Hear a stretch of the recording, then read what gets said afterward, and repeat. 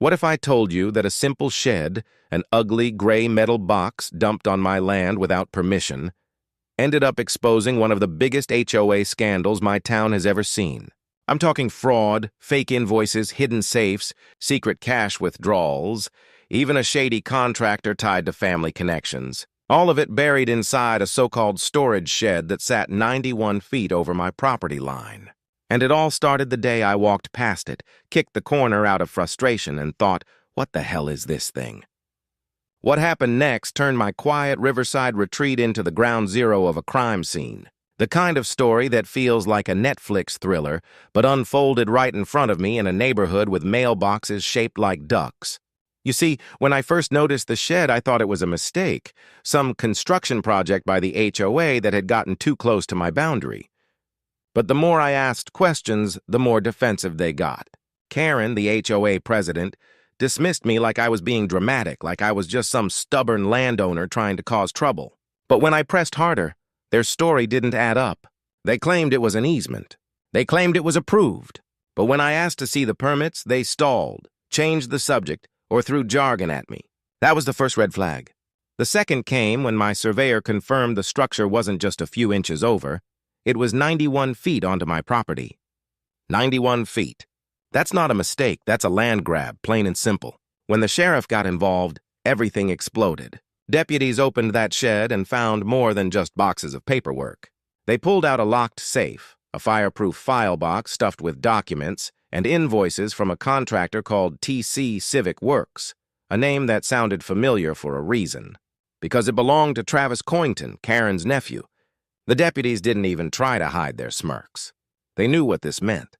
We weren't dealing with an accident anymore. We were looking at fraud.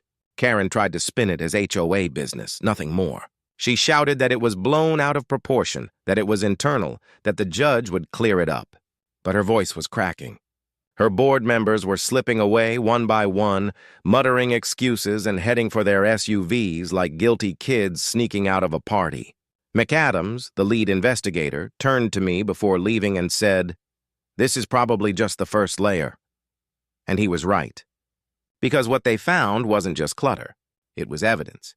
A paper trail of financial fraud stretching back years. Fake maintenance invoices, checks to companies that didn't exist, suspicious cash withdrawals under labels like Community Refreshment Fund, totaling over $30,000 in just 18 months. And every time, the money seemed to circle back to Travis, Karen's nephew, through TC Civic Works. It was nepotism wrapped in fraud with a shiny HOA bow on top. The county prosecutor got involved within days. Meanwhile, Riverview Crossings, the quiet subdivision across the river, erupted in gossip. Word spread fast, leaked no doubt by some board member eager to save themselves. An emergency HOA meeting was called. I wasn't invited, obviously, but a friend inside called me right after, laughing with glee. Karen had tried to spin it as a misunderstanding, that the documents were in transit, that I ambushed her. But the room turned against her when someone brought up duplicate invoices, like the sidewalk repairs that never actually happened, but somehow got billed twice to contractors with the same EIN number. Within hours, internal emails leaked. And that's when the whole operation unraveled. Karen had been running this scheme for years, padding budgets, double billing, funneling money to dummy accounts. She thought no one would care. After all, what's a few $1,000s here and there in the name of neighborhood beautification? But when people realized the fraud was real, they didn't see beautification. They saw betrayal. Lou, my attorney, helped residents organize into a class action suit.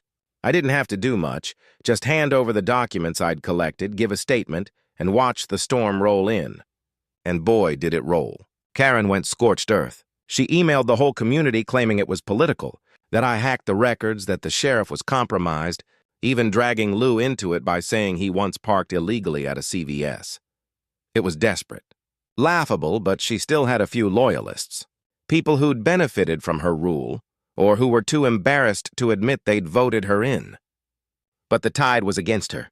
The prosecutor filed charges: embezzlement, fraud, forgery, conspiracy, trespass.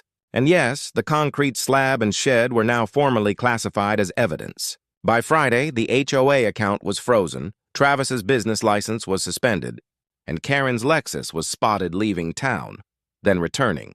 Probably after her lawyer reminded her skipping jurisdiction wasn't smart during a felony case. That night I stood by the river, the last bits of yellow tape flapping in the wind, and thought how my peaceful retreat had become the backdrop for a legal drama. Justice wasn't done yet, but it had a head start. When the court hearing finally came, I showed up in my flannel shirt and boots, the same ones I wore when I first kicked that shed. The courtroom smelled like carpet glue and nerves. Karen sat stiff in a navy suit, paler than before, flinching every time the prosecutor cleared his throat. The evidence was damning. Linda, once her biggest supporter, testified that Karen had told them to approve fake invoices because no one would ever check. My surveyor Dennis submitted drone footage and deeds proving the shed was 91 feet over the line. 91 feet, not a mistake, a land grab. The prosecutor laid out charges like a menu. And then the judge dropped the bomb. The shed, formerly known as HOA Storage Unit 2, was forfeited to me as part of a property restoration order. I blinked. I own the shed now? Lou smirked. Congrats. You're the proud owner of a former crime scene. But it didn't stop there.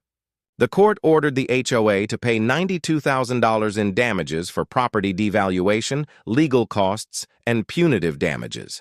Karen's smugness was gone. She looked cornered, broken. Afterward, Lou asked if I wanted to go after the HOA personally. I shook my head. They had enough cleaning up to do.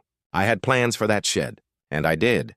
I stripped the metal, reinforced the frame, added cedar siding, shelves, a new roof, lighting.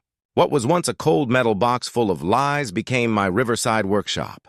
On the wall, I mounted a wooden sign, built by Karen, seized by Reed. Forever a warning.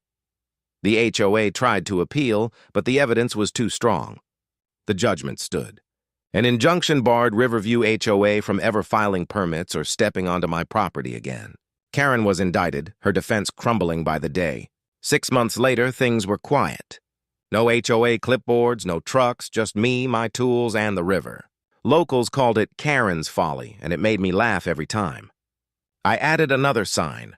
No unauthorized beautification beyond this point. Neighbors thanked me. One even brought banana bread. Karen's downfall had triggered audits, new bylaws, and the HOA's first ever Democratic vote on spending. They even hired a treasurer not related to anyone on the landscaping payroll. As for Karen, she didn't vanish. She resurfaced on cable news, sitting in a jail cell in an orange jumpsuit, claiming she wasn't guilty, that she was punished for being a strong woman taking initiative, that I was hoarding land. The reporter listed her crimes: fraud, embezzlement, fake invoices. Karen smiled thinly and said it was all patriarchy. Watching her spin made me laugh. She faced up to 12 years. I closed the laptop, walked to my shed, and unlocked the door. Inside, the smell of cedar and graphite filled the air. On the wall hung the court order and a laminated HOA flyer I'd found in her boxes that read, "Community First. Individualism is the enemy of order." Across it, in bold Sharpie, I had written, "Not on my damn property."